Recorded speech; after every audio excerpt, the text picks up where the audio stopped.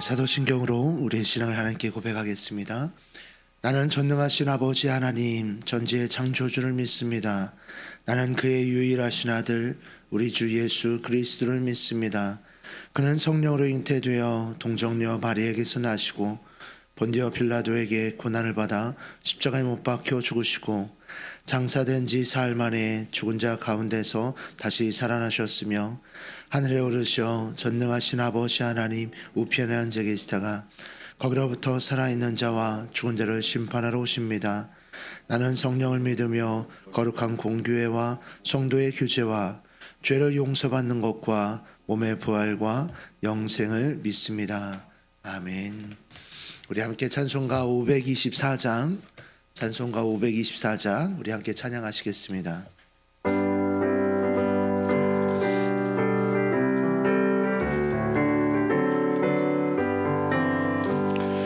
갈 길을 밝히 보이시니 주 앞에 빨리 나갑시다.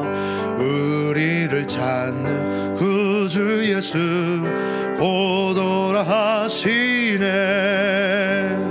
죄악 벗은 우주 예수 기뻐 뛰며 주를 보겠네.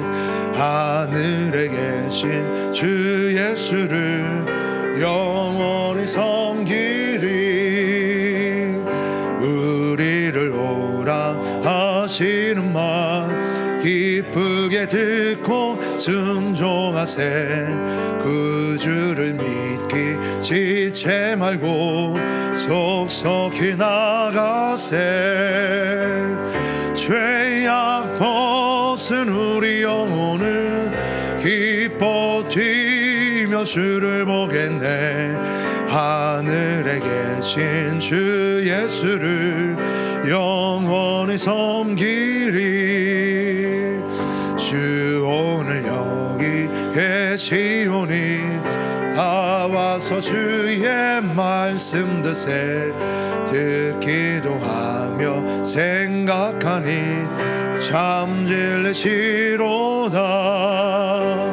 죄악 벗은 우리 영혼을 기뻐 뛰며 주를 보겠네.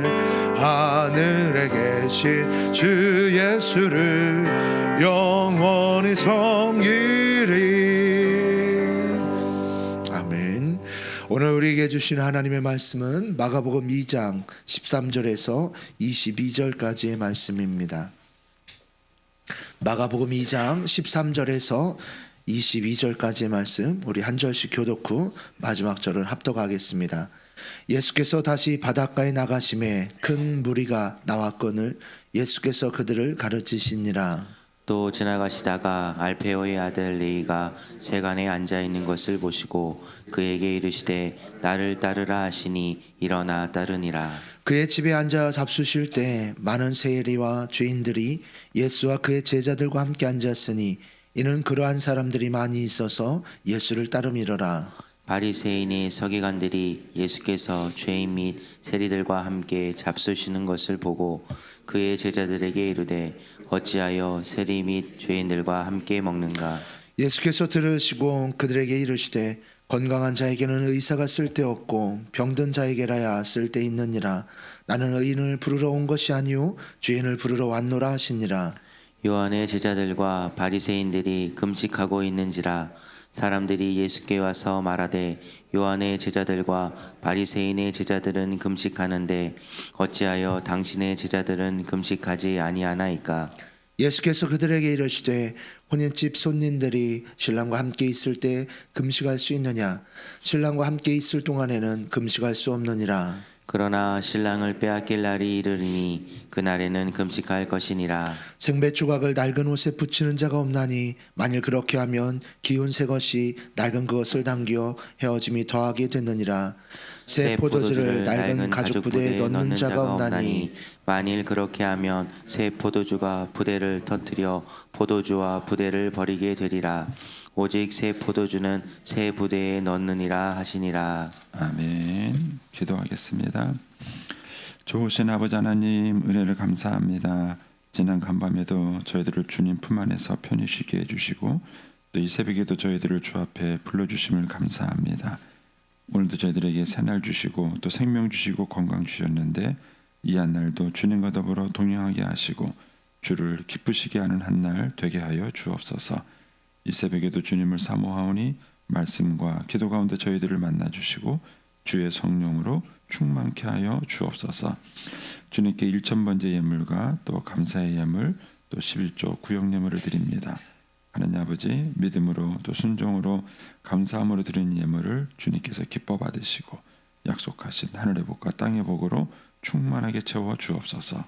주의 은혜로 종의 가정들을 형통케 해주시며 그 자녀들을 축복하여 주옵소서. 예수님의 이름으로 축복하며 기도하옵나이다. 아멘.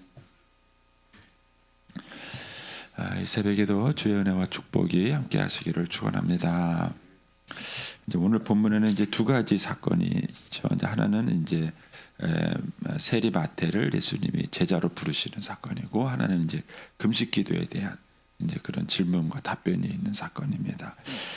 먼저 이제 13절을 이렇게 보시면 예수께서 다시 바닷가에 나가심에, 그 전에는 어디 계셨죠? 집에 계셨죠. 집에 계시다가 다시 이제 바닷가로 나가셨습니다. 그러니까 예수님은 이렇게 사람들을 만나고 가르치는 장소가 제한되어 있지 않으셨어요. 식사하면 식사하는 자리, 집에면 집에, 또 바닷가는 바닷가. 이제 성지순례를 가보시면은 예수님이 이 바닷가 여기 서서 가르쳤을까? 이제 이렇게 생각이 되는 그런 장소들이 있죠. 네. 그래서 이제 우리가 이제 자녀들하고 신앙적인 대화를 하는 것도 꼭 교실이라는 환경에서만 주어질 필요가 없습니다. 그냥 우리들에게 일상적인 그런 생활 속에서 자연스럽게 우리가 이제 신앙과 삶을 이렇게 나눌 수 있는 그런 기회가 되면 좋겠죠. 어쨌든 이제 큰 무리가 이제 예수님을 따라왔습니다. 거기 보면 큰 무리가 나왔거늘 예수께서 그들을 가르치시니라. 이 큰 무리가 예수님께 왜 나왔겠습니까? 이제 그 앞에 있는 내용을 보면은 병고침에 대한 기대를 가지고 나온 것이죠. 큰 무리가 이제 예수님을 따라 나왔는데 예수님은 그들이 요구하는 대로 다 해주지 않으셨어요. 그것보다는 예수님은 그들을 가르치셨습니다. 항상 예수님은 그들에게 기적과 치유를 행하기 전에 그들에게 그것을 말씀을 먼저 가르치는 일을 하신 것을 볼 수 있습니다. 이제 14절에 가보시면 이제 또 지나가시다가 이제 알페의 아들 레위가 세간에 앉아 있는 것을 보시고 그에게 이르시되 나를 따르라 이렇게 말씀하십니다. 재밌죠? 큰 무리가 예수님을 따랐어요. 그러는데 따르는 사람들 중에 예수님이 누구를 부르지 않으셨어요. 오히려 이 마태 세리는 이 예수님을 따르는 무리 속에 있지 않았고 그냥 세관에 앉아 있었다는 얘기는 일을 하고 있었다는 거예요. 이 사람 이 마태의 일이 세리니까 세금을 걷는 일이니까 세관에 앉았었다는 얘기는 일을 하고 있었다는 거예요. 근데 그런 일하는 마태를 불렀지 자기를 따르는 사람들 중에 한 사람을 고르지 않았습니다. 이거는 자기를 따르는 사람들이 항상 옳은 사람이 아니라는 거예요. 그래서 우리가 이제 자칫하면 속게 되는 것이 누군가가 막 나를 따르고 이렇게 했을 때 우리는 그 자기를 따르는 그 사람들이 다 자기를 좋아하는 줄 알아요. 근데 그렇지 않습니다. 이기적인 이유 때문에 따르는 겁니다. 이유가 있으니까 이 사람을 따라가는 것이 나에게 뭔가 유익이 되고 도움이 되니까 그 사람을 따르는 것이지 그 사람 중에서 만약에 예수님이 마태를 부르듯이 너희가 모든 걸 다 버리고 나를 따르라 그랬을 때 그 무리 중에 그 모든 걸 버리고 예수님을 따를 사람들이 없었던 것입니다. 그래서 우리가 이제 무리가 따르는 것과 인기가 있다는 것과 실제 그 사람들이 나에게 바른 것을 요구하는 것은 다른 문제라는 사실을 아셔야 합니다. 그래서 항상 여러분들이 인기 있는 자리에 가셨을 때 조심하셔야 돼요. 인기 있는 자리, 대중 있는 자리에 가셨을 때 그 따르는 대중들이 정말 뭐 때문에 나를 따르는가, 뭐 때문에 나를 좋아하는가 이런 것을 여러분들이 변별할 수 있으셔야 됩니다. 이렇게 해서 이제 예수님이 이제 마태를 부르십니다. 14절 다시 보시면 알페의 아들 레위가 세간에 앉아 있는 것을 보시고 그에게 이르시되 나를 따르라 이렇게 말하니까 일어나 따랐다는 것이죠. 직업을 포기하고 예수님을 따랐다는 것이죠. 이 마가복음에서는 이거를 굉장히 간단 명료하게 이렇게 그 설명을 하고 있어요. 그러나 이제 여러분 같으면은 예수님이 따르라고 말을 했을 때 여러분들이 하던 직업을 다 버리고 예수님을 따르는 게 쉽겠어요? 그만한 이유가 있는 거죠. 지금까지 자기가 살아왔던 인생, 또 자기가 했던 그런 직업, 그거를 다 버리고 예수님을 따랐다면은 예수님을 따르는 것이 이거를 버릴 만큼의 뭔가가 있는 거죠. 뭔가가 가치가 있고 뭔가가 있으니까 이 마태가 그것을 다 버리고 예수님을 따른 것입니다. 그러면 마태가 예수님을 따를 만한 그 이유가 뭐였을까를 여러분들이 이 본문에서 이제 찾아보셔야 합니다.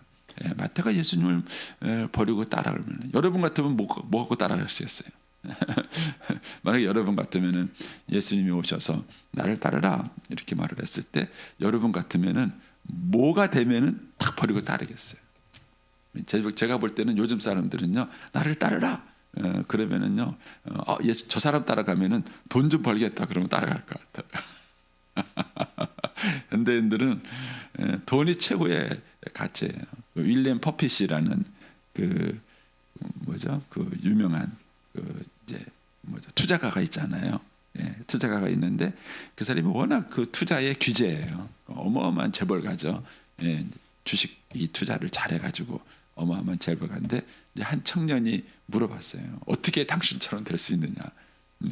왜 그런 질문했을까요? 어떻게 이렇게 돈을 벌 수 있느냐 이렇게 궁금해했죠. 그러면서 이제 당신이라면은 어떤 회사에 투자하겠느냐 이제 물어본 거예요. 그러니까 이제 윌리엄 퍼빗이 참 훌륭한 게 그래요. 그 사람이 그랬대요. 어떤 회사에 투자해야 되는지 묻지 말고 너 자신에게 투자해라 그랬대요. 내 자신에게. 네 자신이 가장 중요한 자산이고 재산이지 어떤 회사에 투자한다고 생각하지 마라 그랬다래요. 근데 어쨌든 이렇게 우리 누군가를 따른다는 것은 쉬운 일은 아닙니다. 여러분 같으면 누구를 따르겠어요? 여러분 같으면 누구를 따르겠습니까? 이 마태는 예수님을 통해서 뭔가를 본 거예요. 돈은 아닙니다. 그렇죠? 돈은 아니고 성공하는 것도 아닙니다. 예수님을 왜 따랐을까? 그거는 예수님이 갖고 계신 비전 때문에 예수님을 따른 거예요. 근데 그 비전이 뭐였냐면은 15부터 17절에 암시되어 있습니다. 자, 15부터 보시면은요. 그의 집에 앉으실 때, 여기서 말하는 그의 집은 마태의 집입니다. 그러니까 마태가 예수님을 따르기로 하고 난 다음에 자기 집에다가 예수님을 모시고 잔치를 벌인 거죠. 그래서 그의 집에 앉아 잡수실 때에 많은 세리와 죄인들이 예수와 그의 제자들과 함께 앉았으니 이는 그러한 사람들이 누구겠어요? 세리와 마태 같은 사람들이죠. 그런 사람들이 많이 있어서 예수를 따랐다는 거예요. 그러니까는 1절에 있는 큰 무리는 병을 고치려고 예수님을 따랐을 것입니다. 근데 이제 15절에 나와 있는 이 많은 세리와 죄인들은 왜 예수님을 따랐을까요? 이 사람들은 왜 세리와 죄인들은 이 사람들은 아픈 사람이 아니잖아요. 병든 사람이 아닙니다. 이 사람들은 몸이 아픈 사람이 아닌데 이 많은 세리와 죄인들은 왜 예수님을 따랐을까? 여기 보면 많은 사람들이 예수님을 따랐어요. 이제 그 이유가 이제 16절에 가면 또 나옵니다. 이 장면을 보고 바리새인과 서기관들은 예수님께 뭐라 그랬냐면은 왜 세리와 죄인들과 어울리냐 이렇게 말했어요. 이 얘기는 그 당시에 세리와 죄인들과 어울리는 게 자연스럽지 않다는 겁니다. 왜 그러냐면은 이 바리새인들은 거룩함을 추구하는 사람이에요. 얼마나 요즘으로 말하면 뭐 술, 담배 뭐 이런 것들하고 탁 단절하고 산 사람이에요. 그래서 바리새라는 뜻이 분리주의자다라는 뜻이 있어요. 철저하게 그런 세속적이고 이제 그런 성경에서 말하는 그런 그 거룩하지 않은 행동화를 딱 구별된 그런 삶을 살았던 사람이에요. 근데 그런 사람이 봤을 때에는 예수님의 행동이 이상한 거예요. 어떻게 저런 애들하고 어울리냐? 그런 애들하고 어울리면 안 되지. 이렇게 얘기를 하신 거예요. 근데 여기에 대해서 예수님은 뭐라 그러셨냐면은 17절에 예수께서 들으시고 그들에게 이르시되 건강한 자에게는 의사가 쓸데없고 병든 자에게 쓸데가 있느냐. 나는 의인을 부르러 온 것이 아니라 죄인을 부르러 왔노라. 그러니까 예수님은 상대가 누구냐가 중요하지 않았어요. 더 중요한 것은 뭐냐면 내가 누구냐. 그래서 내가 누구냐. 내가 사는 목적이 뭐냐. 인기예요? 성공입니까? 돈입니까? 여러분들이 사는 목적이 뭐예요? 예수님은 내가 사는 목적이 뭐냐면 회복이에요. 회복. 예. 죄인을 구원하는 일이에요. 아픈 사람을 치료하는 일이에요. 삶이 잘못된 사람들을 회복시키는 일이에요. 회복이라는 거. 저도 지금 이제 부여중앙교회 목사로서 목회를 하지만 사실 이제 이 목사의 삶을 사는 것이 옳은가에 대한 갈등이 제 안에는 계속 있습니다. 이제 그런 이제 고민을 준 분 중에 한 분이 제가 이제 미국에 계시는 어떤 목사님을 만났는데 그 목사님도 저랑 비슷한 고민을 하셨더라고요. 그래가지고 그 목사님은 이제 이 본문의 말씀을 보고 되게 부담이 되신 거예요.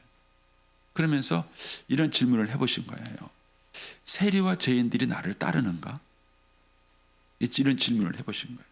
근데 목사님 주변에는요, 세리와 죄인이 없는 거예요. 이거 요즘으로 말하면 술꾼은 한 명도 없는 거예요. 목사님 주변에. 제 주변에도 술꾼은 한 명도 없습니다.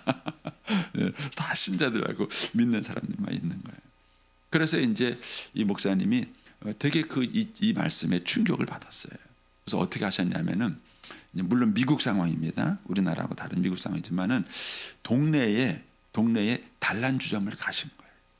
어디 가냐? 가보니까 그 동네에 젊은이들이 많이 모이는 단란주점이 있더래요. 거기를 목사님이 사모님하고 매일 저녁 가신 거예요. 그래서 걔네들하고 좀 어울려 보려고 이 청바지에다가 티에다가 이렇게 이제 옷을 입으시고 그 단란주점을 가는 거예요. 가니까는요, 아무도 아는 체를 안 해주더래요. 왜냐하면은요, 젊은이들만 있는데 나이든 노인네가 와가지고 거기에 들어오니까 젊은 애들이 상대도 안 해드려요. 뭐 말도 거는 사람, 미국 사람들은 말을 잘 걸거든요. 뭐 낯선 사람한테도. 근데 뭐 아는 체도 하고 말도 안 걸더래요. 근데도 목사님이 계속 저녁마다 그 단란점을 가신 거예요. 가가지고 이제 목사님이 술을 안 드신 거죠. 술은 안 드셔도 이제 거기 가가지고 이제 술 말고 음료를 시키면서 이제 사모님하고 거기서 이제 마시다가 그냥 한 2시간 앉아 있다가 오시고 또 갔다가 또 2시간 앉아 있다가 오시고 그런 거예요. 그러니까는 노인네가 매일 저녁에 오니까 젊은 애들이 이제 관심을 가져준 거예요. 뭐 안녕하세요 인사도 하는 친구도 있고 어떤 친구는 와서 이제 뭐 이렇게 음료수라도 뭐 하나 드시라고 권하는 친구도 있고 이제 한두 명씩 말을 거는 친구들이 있었던 거예요. 목사님은 그냥 걔들하고 그냥 농담도 하고 그냥 말도 걸어주고 이렇게 얘기를 한 거예요. 이제 그렇게 이제 시간이 지나다 보니까는요, 아이들 가운데 이제 뭐 고민이 있고 상담이 있는 애들이 있을 거 아니에요. 뭐 애인하고 헤어진 애들도 있을 거고 무슨 뭐 실직한 애들도 있을 거고 그런 애들이 있을 거 아니에요. 그러니까 그런 애들이 슬쩍 와가지고 말을 거는 거예요. 그래서 뭐 이런 일이 있는데 그냥 목사님 자기가 목사라는 걸 안 밝혔으니까 그냥 들어주는 거예요. 동네 할아버지처럼 얘기도 들어주고 그냥 어울려주고 그러다 보니까는 친구가 늘기 시작한 거예요. 예, 애들이 와갖고 이제 아무래도 자기들끼리 얘기하는 것보다 어른하고 인생 상담하는 게 뭔가 다르다고 느끼겠죠. 그러니까 와서 계속 얘기를 하니까 이제 그런 얘기도 나누고 막 그래서 거기 있는 애들하고 친구가 된 거예요. 친구가 되고 인생 상담이 된 겁니다. 그러다가 그 중에 한 아이가 죽었어요. 이제 거기 온 애들 중에는 마약 중독자도 있고 뭐 별스러운 애들이 다 있는 거예요. 근데 이제 그 중에 한 아이가 이제 죽었는데 그 아이를 돌볼 사람이 없는 거예요. 그래가지고 이제 이 목사님이 그 아이의 장례를 치러줍니다. 그때 이제 목사 신분이 이제 밝혀진 거죠. 그래서 이제 이 아이의 장례를 치러줍니다. 그러면서 그 아이들하고 급속도로 가까워지면서 그 단란주점 있는 아이들을 다 전도해요. 다 전도해요. 제가 이제 그 목사님을 만났어요. 그 목사님을 만나서 그 간증을 들으면서 제가 참 어떤 인생이 목사의 인생으로 바른 걸까. 저는 하루 종일 신자들만 만나고 다녀요. 그리고 신자들하고만 어울리는. 그런데 이렇게 인생을 살아가는 것이 정말 하나님이 기뻐하시는 것인가 하는 거예요. 저는 그렇다 치고 제가 이제 목회하면서 이렇게 보니까는요, 예수 믿는 사람들이 맨 예수 믿는 사람만 만나고 다녀요. 맨 예수 믿는. 세리와 죄인들을 만날 기회가 없어요. 그리고 세리와 죄인들이 찾아오지도 않아요. 왜요? 우리는 너무 거룩해가지고, 너무 술도 안 먹고 담배도 안 피는 우리들하고 아예 어울리죠. 근데 예수님에게는 세리와 죄인들이 찾아왔어요. 찾아왔어요. 찾아와서 말을 걸고 얘기를 한 거예요. 예수님이 그들과 같이 먹었던 것입니다. 여러분, 이런 면에서 우리 신자들이 자신이 살아가는 삶의 문제에 대해서 고민을 많이 하셔야 돼요. 만약에 오늘날 예수님이 이 땅에 오시면은 예수님은 어떻게 사실까? 과연 예수님은 신자들만 만나고 다니실까? 예수 믿는 사람하고만 어울리셨을까? 이런 고민을 우리가 한번 해보셔야 돼요. 예수님은 그렇게 한 이유가 뭐냐? 그러니까 예수님의 그런 행동이 바리새인들이 볼 때는 정말 이상했던 거예요. 당신은 어떻게 그렇게 그 나쁜 놈들하고 어울리고 그런 애들하고 친구가 되냐? 이렇게 말을 했을 때 예수님은 그게 내 인생의 목적이야. 그렇게 말씀하시고, 내가 왜 사는데 내가 사는 목적이 저렇게 병들고 삐뚤어지고 방황하고 잘못된 전애들을 내가 회복하고 구원하고 저들을 바른 길로 돌아서게 하는 것이, 그것이 내 인생의 목적이야. 그렇게 말씀하시고, 저와 여러분이 이런 질문을 한번 해보셔야 돼요. 나는 누군가? 내 인생의 목적이 뭔가? 내 인생의 최고의 기쁨은 뭔가?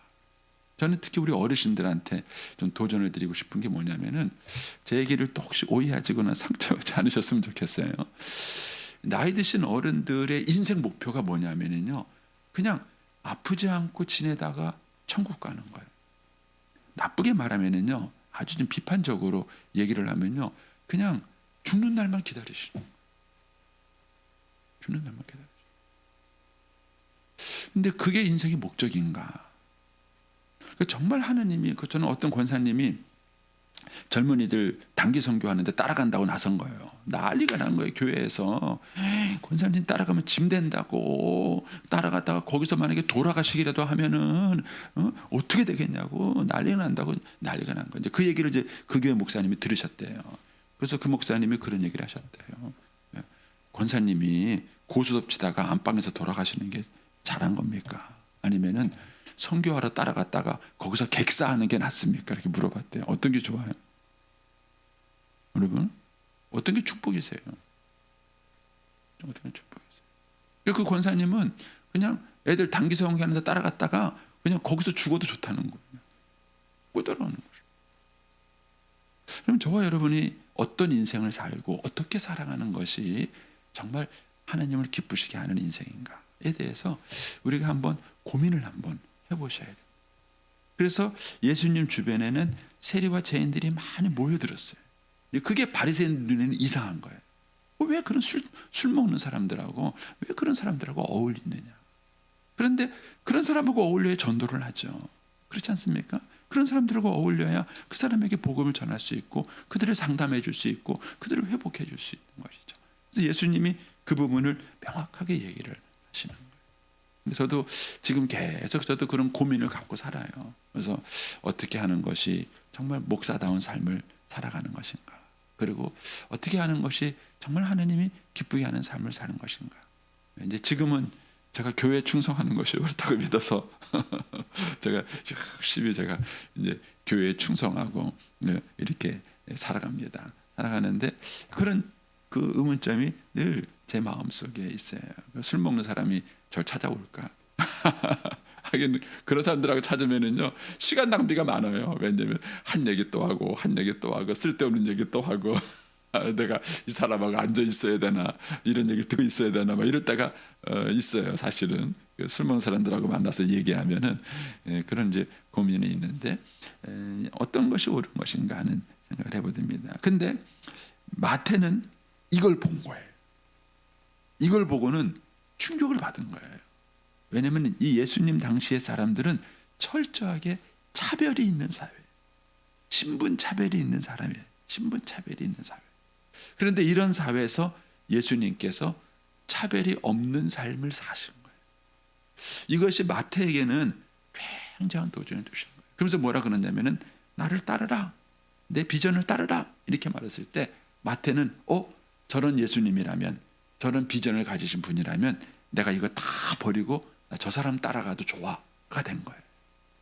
적어도 저는 이제 우리 신자들에게는 그런 삶의 비전이 있어야 돼요. 저는 이제 목사로서 그런 이제 질문을 제 자신에게 해요. 과연 성도들이 목사인 나를 따르고 싶을까? 목사라서 따르는 걸까? 우리 교회 담임 목사님이니까 어쩔 수 없이 예의상 따르는 걸까?